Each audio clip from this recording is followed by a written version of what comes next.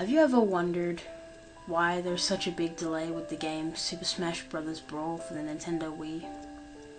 You might have heard some reasonable explanations, licensing issues and whatnot. While those are probably believable, they actually aren't true. The real reason has been withheld since 2005. You may be thinking that a new Super Smash Bros. Game was barely even planned in 2005, or not even planned at all, but that also isn't true. The truth is in fact quite the contrary of popular belief. I would know, as I applied to test some games for the company we know and love, which is none other than Nintendo. Yep, indeed I did. I was a beta tester when I saw an ad on my computer while I was browsing various gaming websites in free time. I think I saw the link and immediately clicked on it. The deal seemed amazing. It offered to pay a hell of a lot of money for a beta tester, and also I got the instant news on all of Nintendo's products. The games were great for the most part. We got to play the new WarioWare game, the new Metroid, Donkey Kong Jungle Beat, that was my personal favourite, and a few others. There was one game that I will unfortunately remember for the rest of my life, however. That game was in fact the new Super Smash Bros. Game entitled Super Smash Bros. Bash. Nintendo was enjoying the groundbreaking success of Super Smash Bros. Melee, and Masahiro Sakurai wanted even more. By this, I mean that he wanted to release the game way back in 2002, just 1 year after Melee. He seemed to be obsessed with money.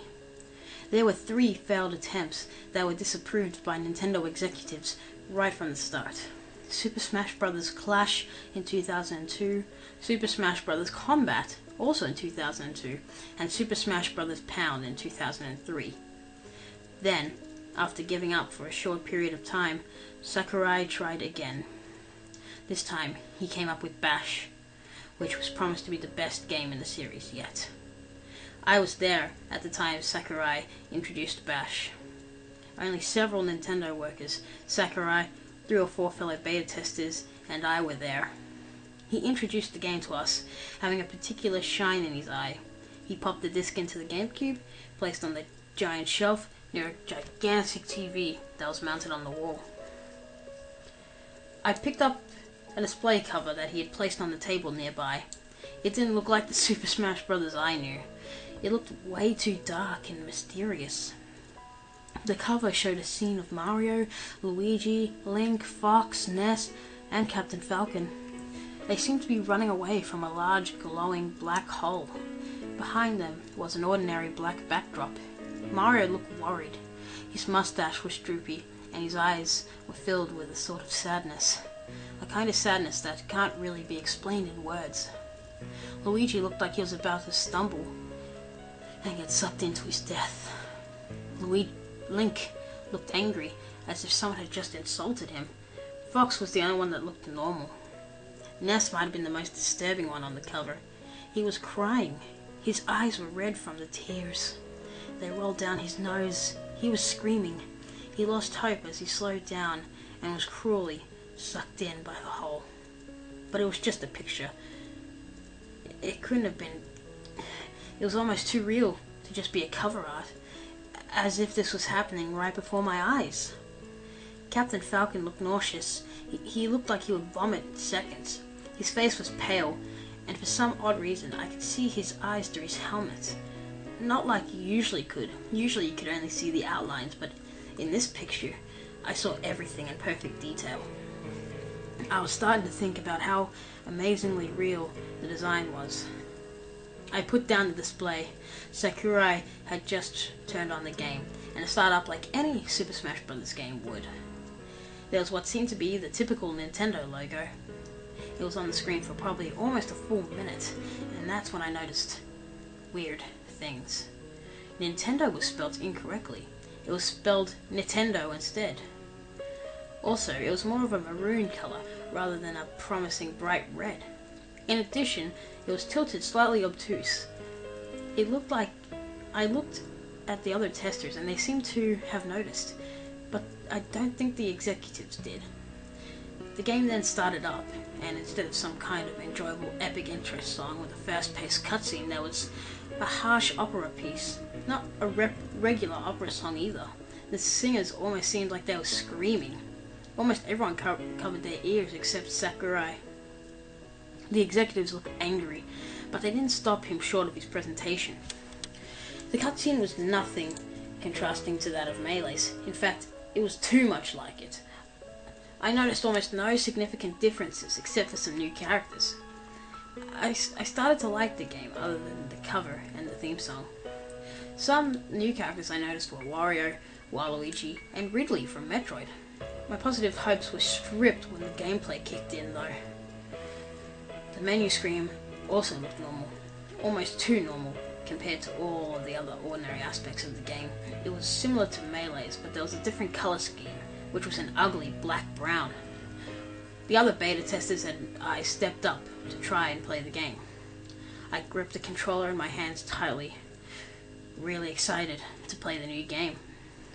I looked at the character selection screen. It was almost the same as Melee's. Why was everything so similar to Melee's? All the characters had worried expressions on their faces in their selection photos. Ness was crying just like he was on the cover, and Wario's eyebrows were suspiciously cocked. When we were all frightened by the character's sounds. When I picked Link, he screamed like he did when he died in Melee. When Mario was chosen by Ed, I heard something that sounded like a distorted trumpet and Mario mumbling. It sounded a lot like, "Why me?" But I wasn't sure. When Dylan, another tester, picked Mewtwo, the screen was filled with white noise, and it zoomed in on Mewtwo's face for barely a second. Then when Zach, the fourth tester, chose Luigi, it was just plain scary. He let out a blood-curdling cry, and it sounded like he was gasping for air. Sakurai was very confused at this point. We then came to a stage selection screen that was very peculiar. Some of the places I had never heard of before, with strange names like Gaki and Pelazio. We scrolled down with the scroll bar that was on the screen and found some familiar names, but all the pictures looked blurry and dark. One that stuck out the most was one stage with a very unsettling image of rotting corpses in a flaming abyss. It was called Hell, in capital letters. This freaked me out a bit. We picked the Mushroom Kingdom, and the loading screen was of a Super Smash Bros. Logo spinning around. I could have sworn that some kind of picture popped up during it, but there's no way to be sure. It was spinning so fast it made me dizzy. Zack almost fell out of his chair, and Dylan groaned and complained he wasn't feeling good. Sakurai apologized. The game was the oddest part yet. Our characters clumsily fell onto the stage from their wall pipes, and there was dead silence in the room as we were about to play. No music to speak of, and there wasn't too much space to walk in.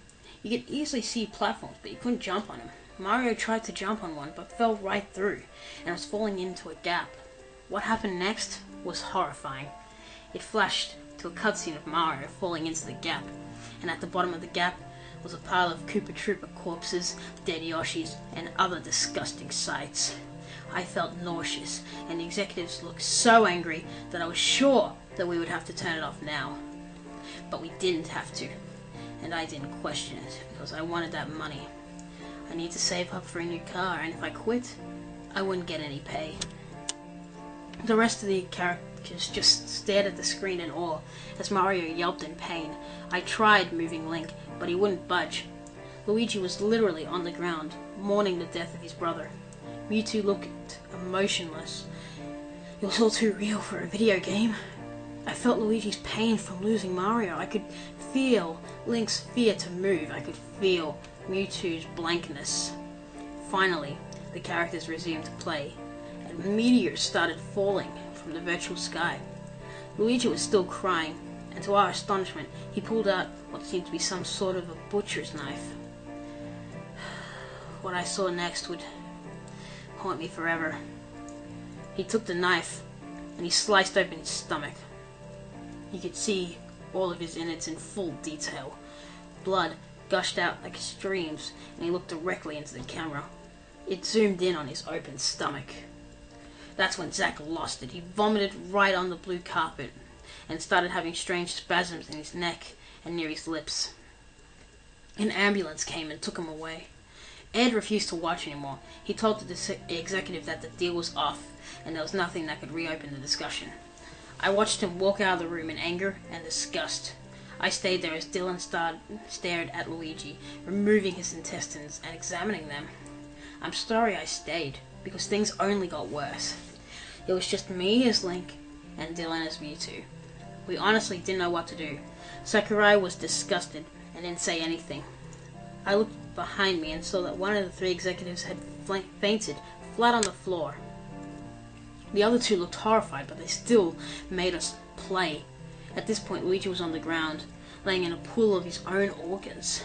We honestly had no clue what to do. I didn't dare go near any of the platforms or gaps at all. I just jumped around.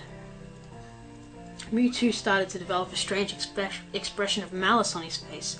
He looked like he had some sort of grudge on Link, because by himself, without Dylan even pressing anything, he tried to push Link into the hole of gore. Link dodged by himself and threw his sword into the pit. What was he doing? Why? He took out some sort of gun. Mewtwo raised an eyebrow and attacked him with a Shadow Ball. Link deflected it with his gun. All of a sudden, everything stopped. It just stopped. I picked up my controller and tried to move, and Dylan did the same, but nothing happened. This had to be the most disgusting, grossest, goriest, and the most unpleasant thing I've ever seen. Mewtwo grew to about 6-fold in size. His face looked angrier than I'd ever seen a video game character look. This part was unreal. His face turned a tint of red, which I won't attempt to describe. There was that white noise again, but this time it was loud. I covered my ears and it was still piercing.